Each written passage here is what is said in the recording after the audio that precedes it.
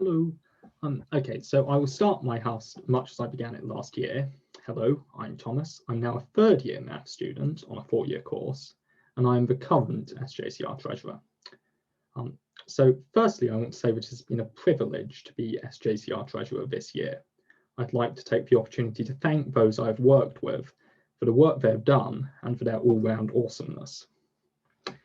As SJCR Treasurer, I have made the most of time gained due to our reduced activities during the pandemic. I've set up the first prepaid payments card for the SJCR, removing the need for reimbursements for large payments. I have ensured that the right people have online access to each of our central bank accounts for what is unbelievably the first time in 5 years. Most crucially, I have successfully moved our bookkeeping from Excel to the specialist accounting software Xero, massively increasing the reliability of our record keeping. What's more, I've done this against a backdrop of challenges due to the pandemic and cash flow issues, and I've written pages and pages of policies, reports, and risk assessments that have helped guide the SJCR through these unprecedented times. But every improvement I've made is fragile. They are not yet established as essential practice, and they have not yet been tested in a more normal year with large events. What is needed now is solidification of the improvements I have made. These systems need to be road tested, and I am the right person to do that testing.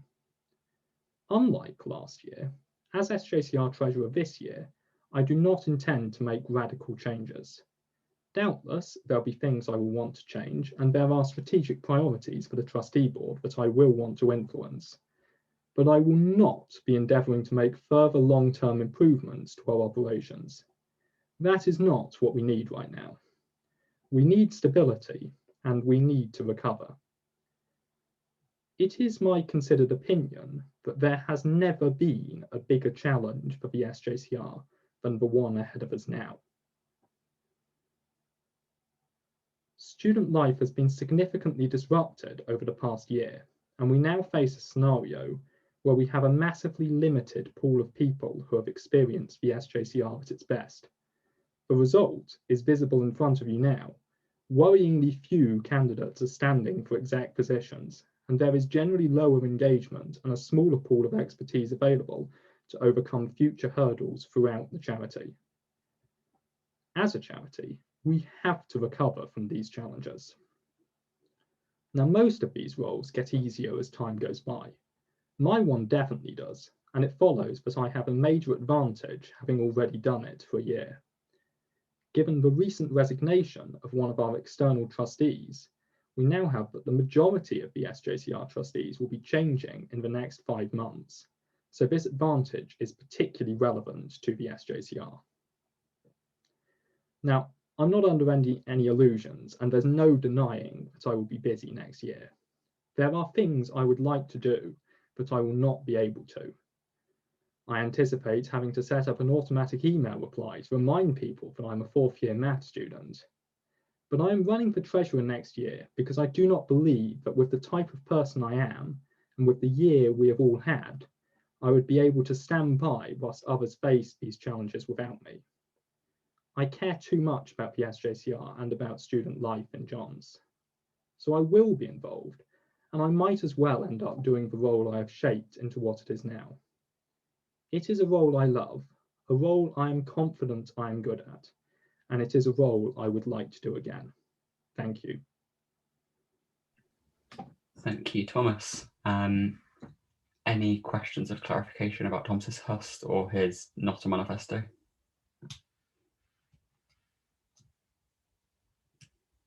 No. Any general questions for Thomas? Yeah, I got a question. Okay. Yeah. Sorry. Thomas, what's your most favourite risk assessment to write? So as far as ones we wrote, and I didn't write this completely on my own, but as far as ones we wrote went, the one for running the John's Essential Store was excellent because it was like something good that came off the pandemic. It was something that, I mean, credit to Max Albert, whose idea it was. It was something that we didn't imagine we'd be able to do. We didn't do in a normal year, but we thought, oh yeah, we can do that. You know, that will be good, that will be appreciated. And it was a lot of fun to kind of make that happen. Turns out it's been a huge amount of effort to try and sort out the mess it's left behind. And we're never doing it again. But it was a lot of fun at the time. Thank you. George, next, please. So as Ron nears his fourth year at university, and coincidentally, so does Thomas, I was wondering how they plan to balance their time between their degree and the role. Okay, so unsurprisingly, this is something I've thought a lot about, and you'll forgive me if I have a completely scripted response, except hopefully Catherine won't forgive me, and Catherine will appreciate the fact I have a completely scripted response. So I have three things I want to say. One is that awareness of the problem is key. To inform my own, and I had hoped others' opinions of whether they wanted to run, I produced an extremely granular estimate of what this role looks like throughout the year. The big conclusion is that the most challenging period of the year is about 3 weeks from now, just as completion of the accounts and handover kicks in. Sorry, anyone who's around me in 3 weeks. Clearly, this also tends to be one of the worst parts of the year for finalist degree deadlines. And this tells me crucially that things like my handover document that have to be completed in this time period, I really need to work on substantially in advance of that. I need to try and get as much out of the way as possible so that I actually am not overwhelmed in that rather busy period. Another point is that, as I say, I suspect I'll be involved anyway and will take on things this year. I really don't think I'll be able to stay away. So I might as well take on the role which I feel I've shaped significantly, which also happens to be a role where I feel I can be most useful. And my final point is that I know however efficiently I work, I will have to not do things. My first task, if elected, is to work out exactly how much of what I'd like to do I will have to not do. I've had a conversation with Molly about this already, and I'll need to have another conversation about it with Alice. And yeah, this may include missing things like welfare representation meetings and some less crucial chairs-con meetings and just reading the minutes afterwards.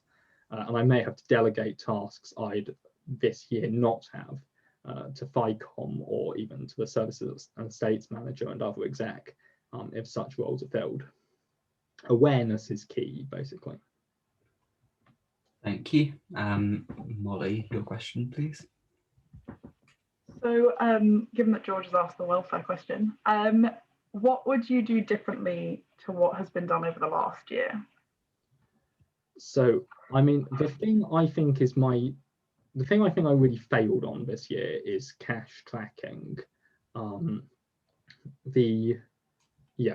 I didn't do a good job of keeping track of cash, which is a relatively high risk thing to be dealing with.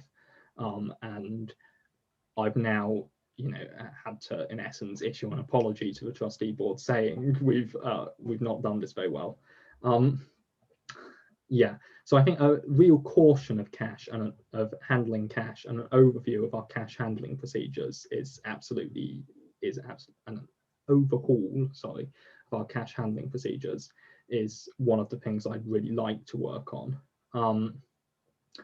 And yeah, I think going in with 0 at the start will be a massive advantage. Everything can be worked into 0, from the subsidiary common room accounts to things like cash handling.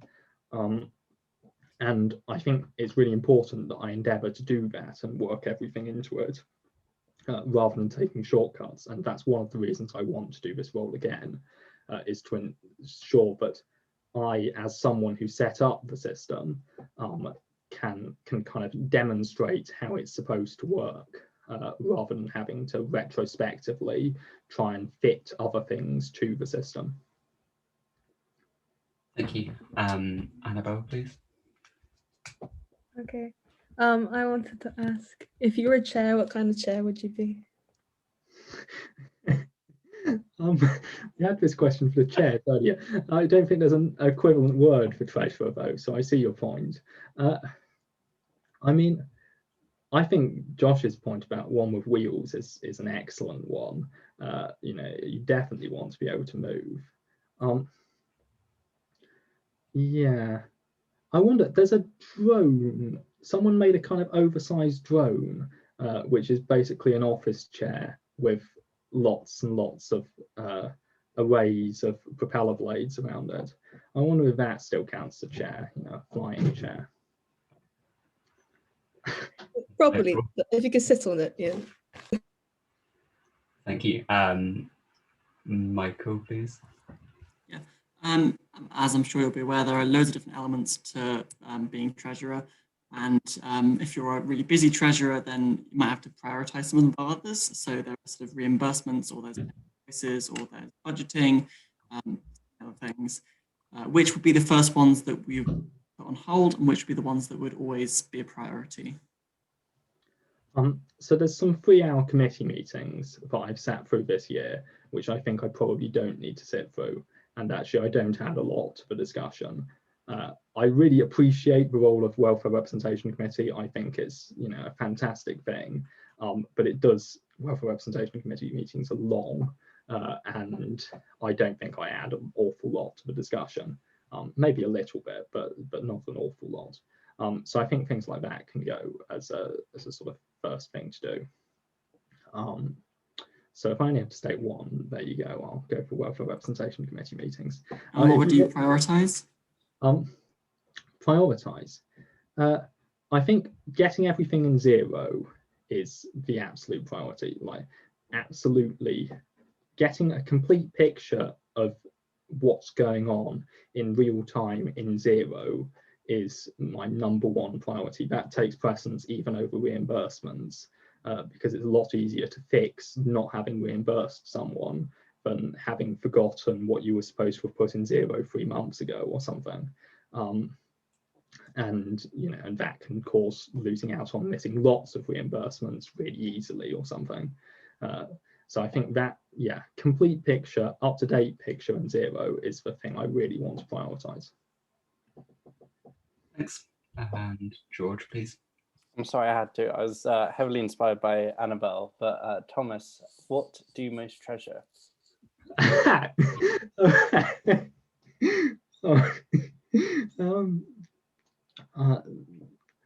people around me. You know, what are you supposed to say? Love it. And I think there is also a question from Martin. Hi, Thomas. So a question that used to get asked a lot when I was there. If money is the root of all evil, how corruptible are you?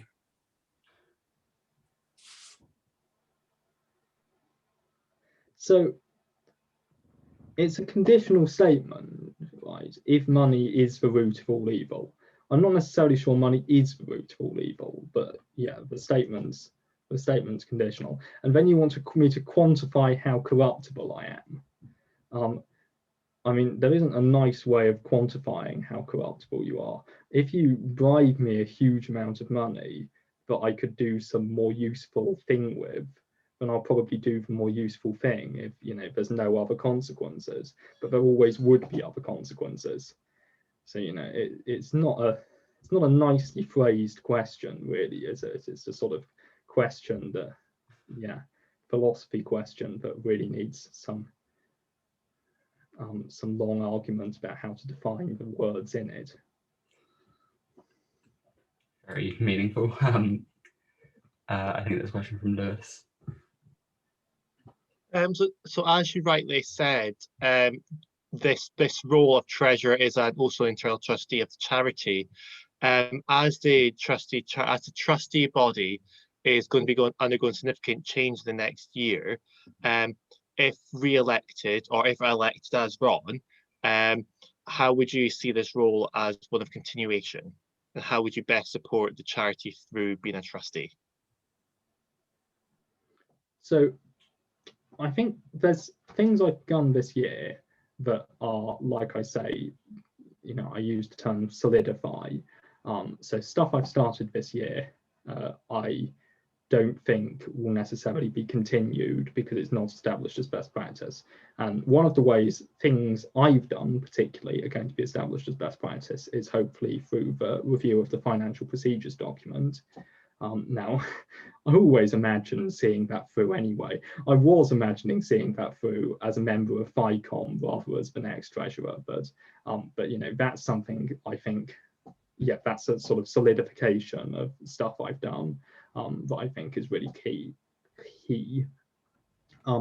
As far as sort of wider trustee board objectives, I mean, I think it can only really be a good thing to have a little bit more continuity than we would otherwise have on the trustee board this year. There aren't kind of, yeah, there's some things like looking at the president's salary and things that I would be very keen to ensure kind of aren't just forgotten. Not that I think they will be, but having someone else there to kind of remind people and ensure that these things don't just get forgotten and move on to the next problem for the trustee board, it is probably an important thing. Thank you, and we've got time for one final question from Alice. Best till last.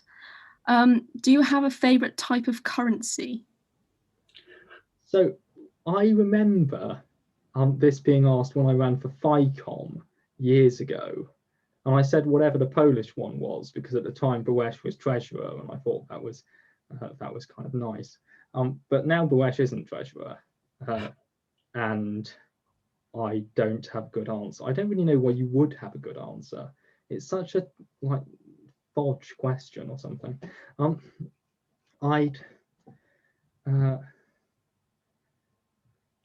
mean, yeah, no. I'm very interested to see what happens with cryptocurrencies. I mean, like the rest of the world, you know, Elon's been investing in them lately. Whether or not cryptocurrencies kind of